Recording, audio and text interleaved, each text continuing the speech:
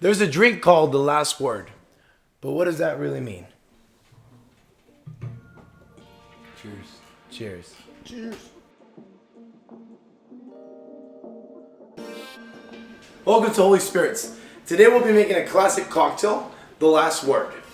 It'll consist of Luxardo Maraschino, some green chartreuse, and gin. You'll be needing your Boston shaker, a jigger, a juicer as well. We'll start off by juicing some fresh lime. It's important to use fresh citrus in order to ensure your cocktail is at its maximum flavor. Next, we'll use 3/4 ounces of Luxardo Maraschino.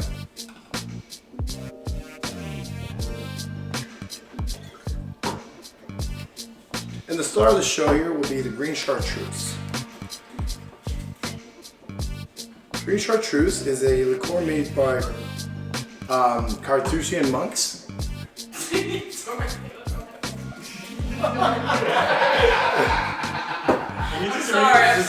sorry. Carthusian monks. Green chartreuse is a liqueur made by Carthusian monks.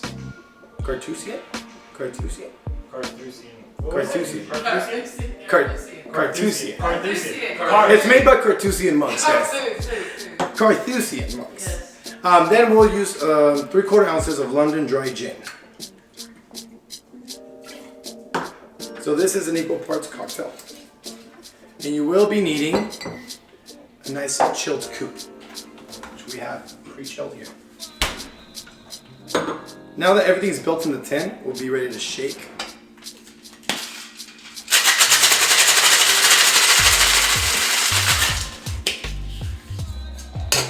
This is an excellently balanced cocktail.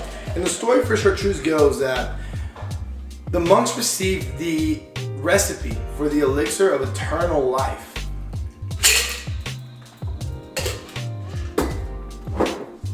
We'll be garnishing this with a Luxardo cherry. You can just use a bar spoon. It's okay if you get a little bit of syrup, or you're gonna drop it right into your cocktail. The last word? Thank you.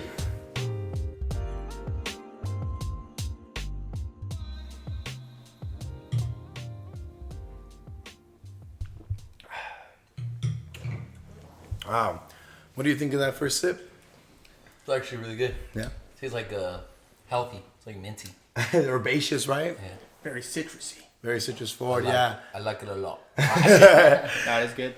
Yeah, so the main ingredient here is green chartreuse, and I touched a little bit about green chartreuse in the process of the cocktail making, but it's a very interesting story made by Charthusian monks.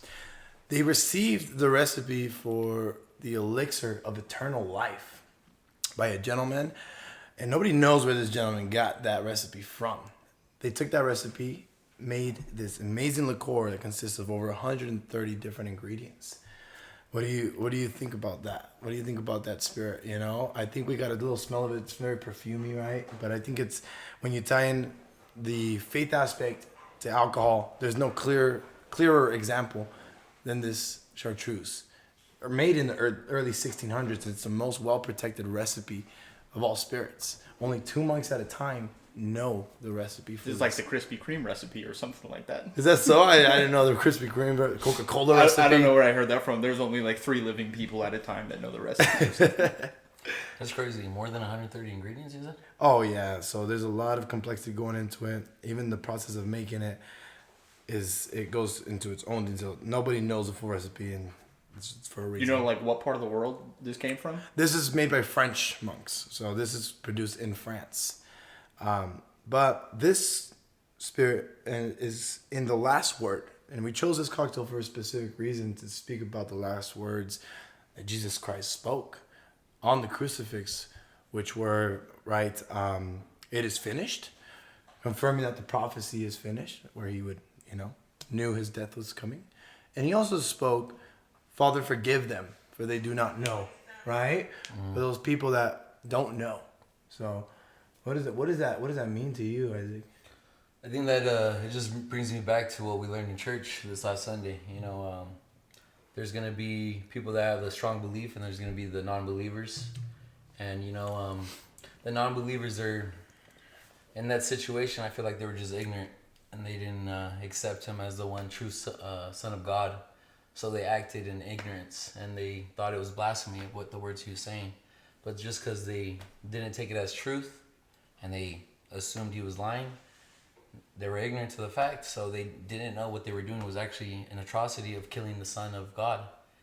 So that's how I take it as, like, forgive them. They do not know what they do. Yeah.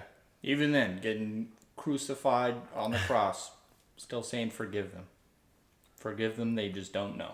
That's just an example of that he's just nothing but love and forgiveness. Everything pure and good in this world, that's what God is. So even when the people that are crucifying him and putting through the worst pain imaginable, the worst torture imaginable, he still has the grace and the forgiveness and the love to say to his Father, hey, forgive them, you know? They really don't know what they do. It's like they really don't know the killing the Son of God is the worst thing imaginable, but In their eyes, they weren't killing the weren't. Son In of their God, eyes, they right? didn't. Yeah, exactly. In their eyes, they just were killing someone that was You alluded to Blaspheming. you alluded to the gospel that was preached at church the other day, and it's a very interesting story of Jesus Christ coming to his disciples and reaching out his arm and saying, "Peace be with you." And those disciples go on and tell the story to somebody that wasn't there and tells them, "We saw Jesus Christ." He didn't believe them. He said, "Unless I see Jesus and stick my fingers through his holes in his hands and stick my fingers through the side, I won't believe." This was Thomas. This was Thomas, yeah, exactly. So now Thomas is there the next day. Jesus Christ shows up, goes to Thomas. "Here, stick your hand, stick your finger through here, stick your finger through my side. Did you come here to believe?" And then he speaks some very important words. "Blessed are those who have not seen and yet still believe." Yeah. Right? And I feel like I relate to that very deeply when I heard that, because I personally saw all of Jesus Christ myself and the Holy Spirit, the Holy Trinity. I felt the presence. And, you know, obviously to me, there's no doubt in my mind it's 100%. But the ones that haven't witnessed that for themselves, it's a strong leap of faith to just jump onto that as 100% facts or 100% real. So that's why he says, "Blessed to the ones that have not seen me and still believe." Because for me, it's easy to believe because I witnessed it for myself. But for most people in this world, they will never truly get to see him. Yeah. They just have to have a leap of faith and really know and really believe it in their heart and their mind that he is the truth, and which is really hard for people to really accept. You received them in a very heavy way. I've never even felt the hand of God, which people have been like, feeling the touch or getting a sign. I haven't.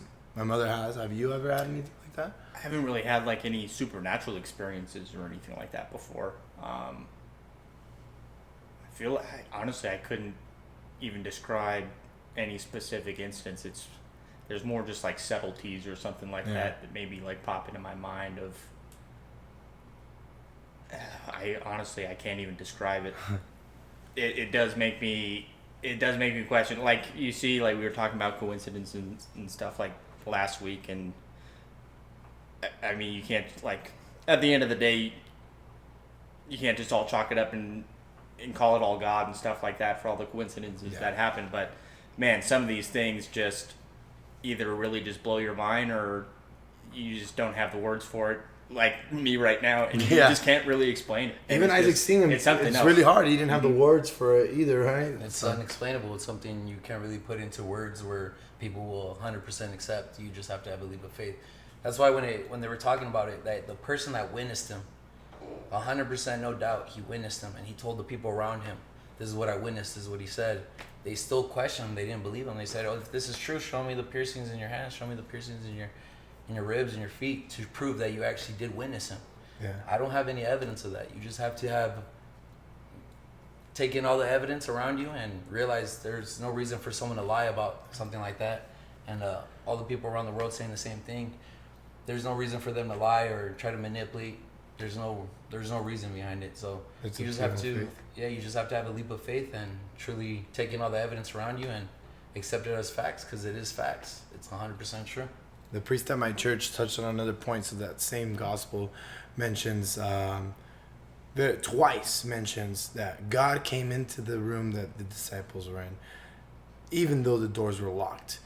And the priest mentioned the doors being locked as one of the main messages for him, which I didn't think of, but thinking about the locked doors that we have in our lives. We lock ourselves to the emotions of other people. So for example, the atrocities that are happening in the world around us now. He asked us to keep them in our prayers and open up for their emotions. Also closing the doors to people around your life that you don't think you're closing off your emotions to reach out and peace be with you in your own way. Another great example he set was a closed door can also be control, in the ways that a father and mother try to control every aspect of a child's life as they're bringing them up. And he mentions in day God's plan is God's plan. Of course, there is a level of parenting and guidance, but it's not about control. Having control leads to anxiety, is what he mentioned, and that is not good in the eyes of the Holy Spirit, at least from what I learned from that. Or maybe I'm taking it wrong or not, but it's kind of what resonated. I think that's a pretty good interpretation. I took it as closed doors, as a lot of people have their heart and their mind closed to God and Jesus. They have it closed, like how I did before the experience. I was completely closed-minded and stuck in this physical world. I was very stubborn, so I felt like I had to close the door completely closed to God to reach me. But he still broke through the closed door that I had to reach me and to show me the truth. Yeah. And that's what he does to most people. He reaches you in not such an intense experience, but he reaches you in other ways, and it's up to you to really unlock that door and let him in. Let him in, yeah. Yeah, for sure. I think He bars through my door. Other people, Yeah. he just He had knocks. to. He had Yeah, no choice. He had no bars through choice my with door, you, bro. honestly. He bars Yeah. through my door, honestly. He had no choice. I mean, like you said, it's an act to like open the door yourself and invite him in, because I mean, a lot of people may say like, I believe in God, or, maybe I'm just not so sure, or whatever their current relationship with him is. But at the end of the day, it's hard you can't fully commit to a faith if you keep that door locked and you don't ever let him into your life, and you don't put your trust in him and you don't put your faith in him. It's a very scary act to do, to say like, Jesus, I'm coming to you, and My life is yours. your will be done, not mine, and to pray to him. It's tough, man. Like it really is tough. That closed door also comes a lot of ways in the sense that of what we are trying to convey here. Some people close their doors to having faith because of the things you cannot do, right? When you open up to the faith, there are so many things that open up into what you can do. For example, enjoying a cocktail, and this intrigues conversation, right? The message that we really think and live your life. And again, sinning is not the act of enjoying a cocktail, going out. I think it's people close the door to faith because they're just so focused on what can't be done, how they have to live by a certain set of rules. At the end of the day, an important thing that Isaac has mentioned is accept Jesus Christ, repent your sins, and really, really work hard to be living and walking with God. That really is what it means to not live by your own rules. Yeah. You don't just get to do whatever you want and there are no consequences. Like, there's consequences to every action that you take, and you're either doing your own will or you're doing the will of Jesus Christ if you're trying to follow him in humility and faith. And it's it's a big ask. Yeah. For sure, And it's a big I ask. feel like but that's why a lot of people keep the door closed, because they're like, oh, if I actually open the door, I'm going to have to change my life completely. But in actuality, if you actually really open your eyes and realize, if you follow Jesus, you're actually living life to the fullest. He shows us how to live life to the fullest.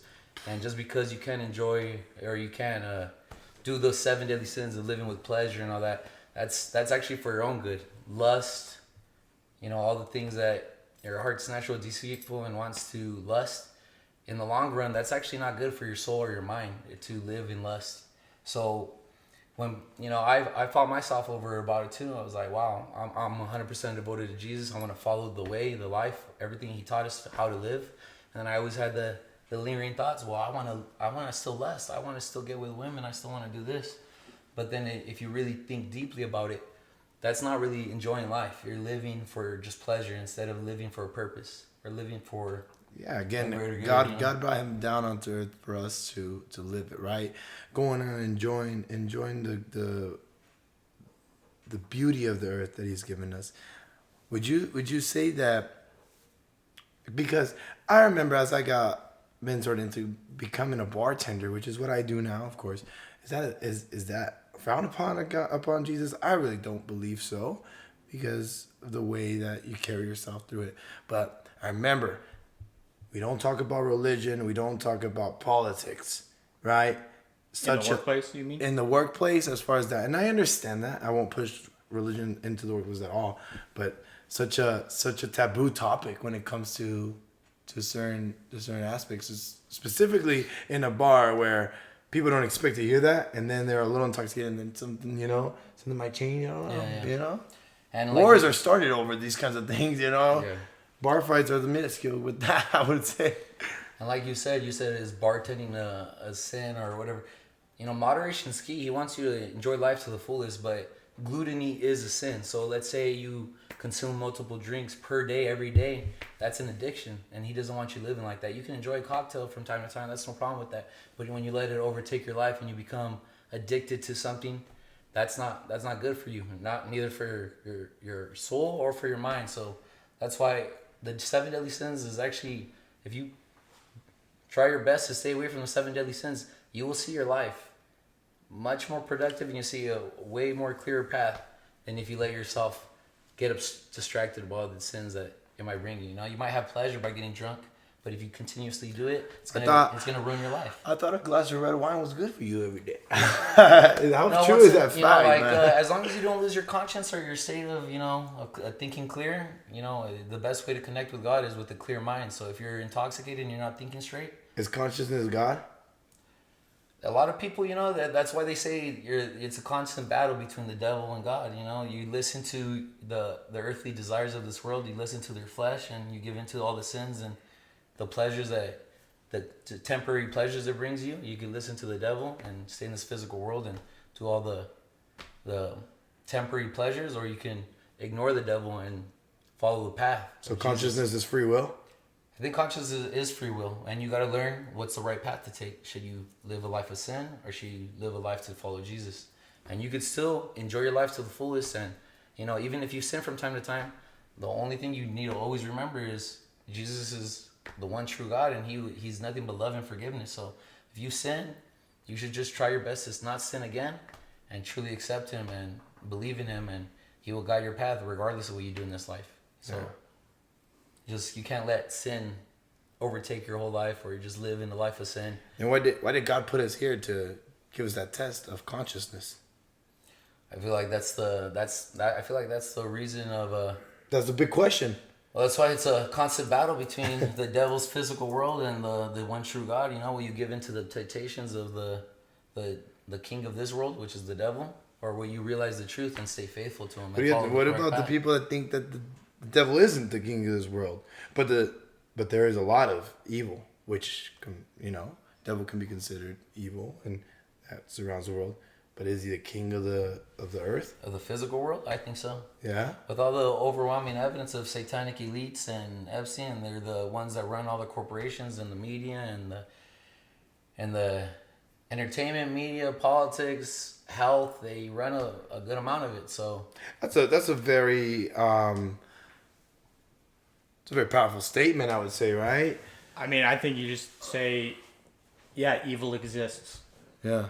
There's a lot of evidence. I think we see a lot of evil, especially maybe currently today. But if you're gonna say that evil or perhaps ultimate evil exists, then I think that on the opposite side of that, then ultimate good exists as well, and good exists. Yeah, right. Exactly. Yeah. And so what is that? And that's why I feel like a lot of people see all the overwhelming evidence of pure evil in this world, where they automatically assume there can't be a God if there's that much evil in this world. Yeah, I know you were like thinking that, right? Yeah, that's what At the my time, mind- yeah. that's what- before I had that experience, that's what was going through my mind. I was like, Do you think a nothing lot but- of people think like, why would such a and loving God even allow Love. such evil? exactly. There's a book of Job, right, that talks about that. I'm not very familiar with the book of Job, but I know it touches on that, doesn't Book it? of Job, pretty much he had faith in God, and pretty much it was the devil asked God like, "Oh, this is your most faithful servant. Let's put him Was to it a the bet? test."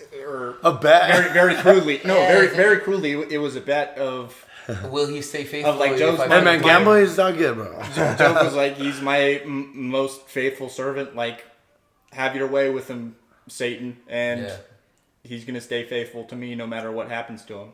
And I feel like I'm in the same boat. Whatever what happens to me in this lifetime, I'll never lose my faith because of the undeniable truth he showed to me. So, a lot of people don't get to witness something like I do, so it's harder to keep that faith. If atrocities happen to you in this life, you get in a car accident, you lose a loved one. It's so easy to give up on faith. Oh, God can't be real if they took away that from me.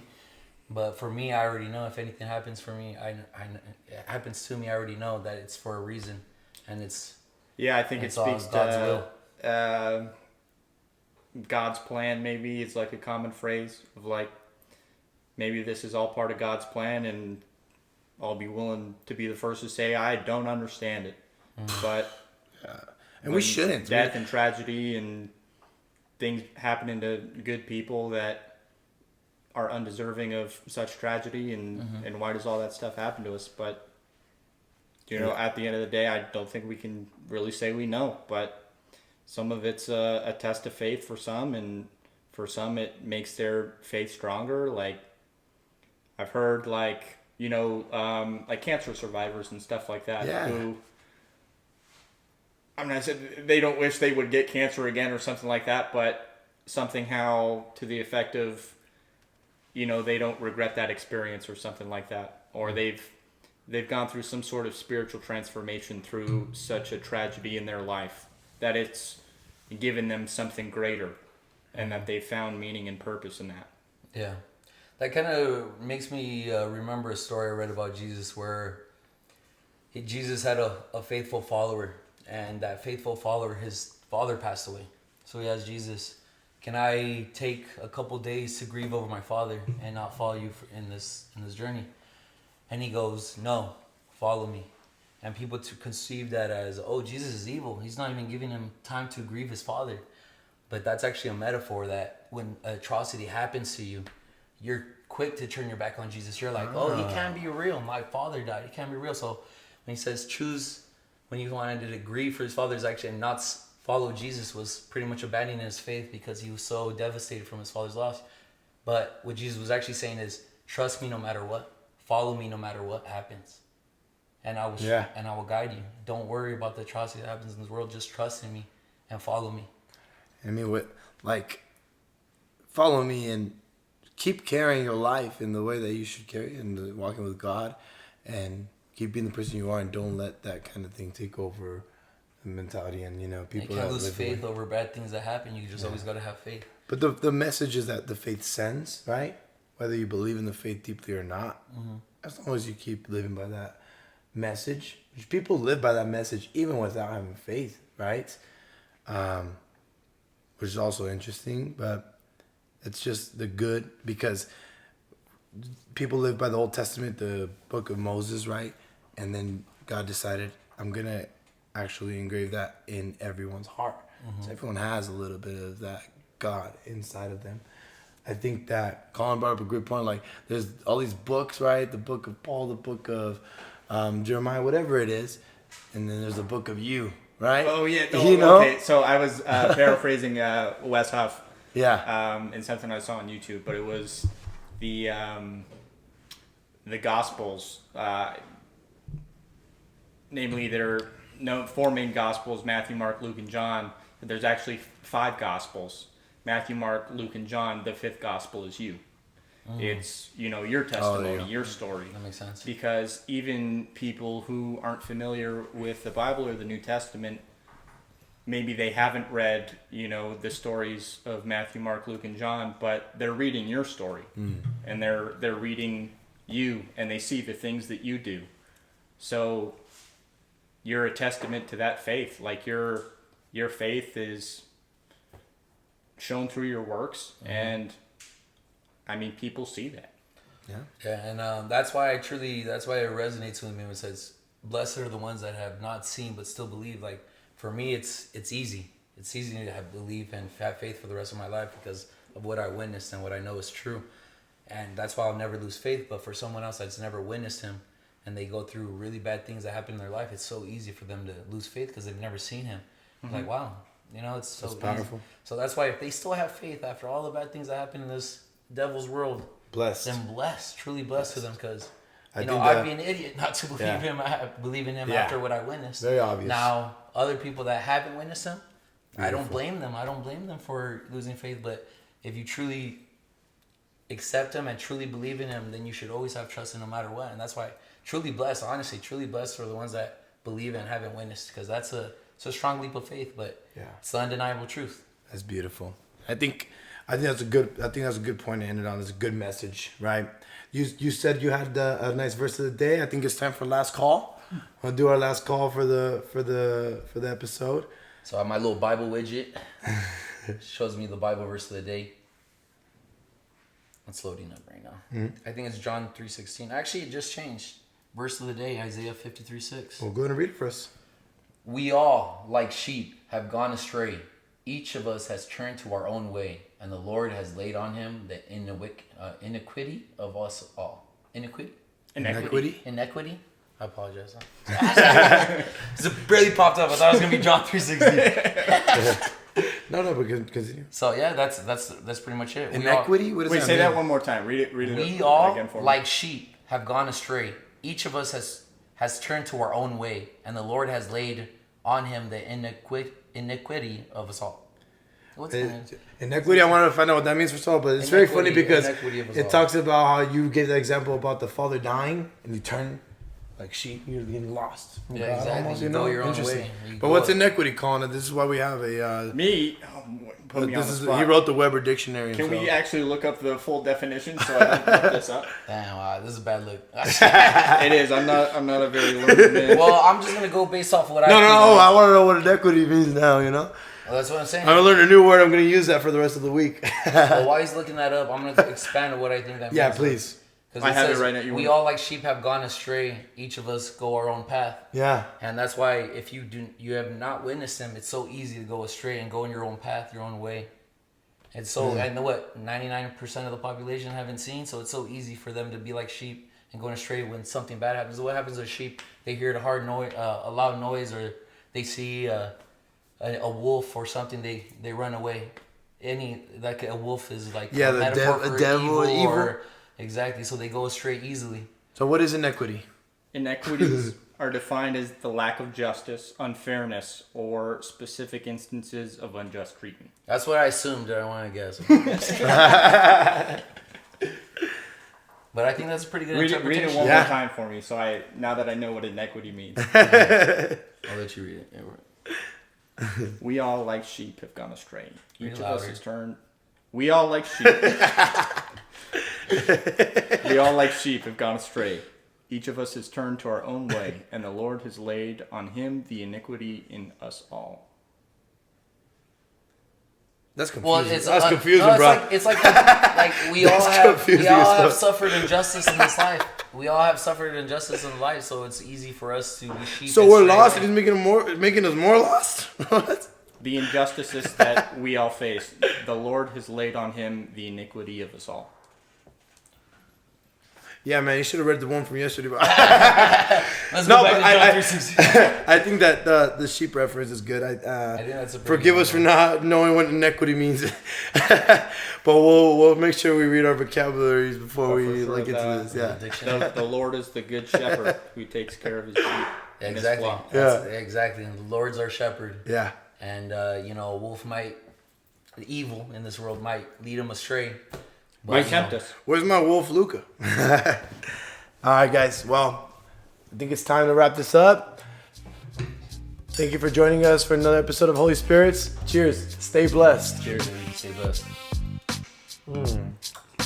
Eat that cherry. Get that cherry in it. No, I'm gonna put my Fire. You put your finger in there like So the good. holes in his hand, bro?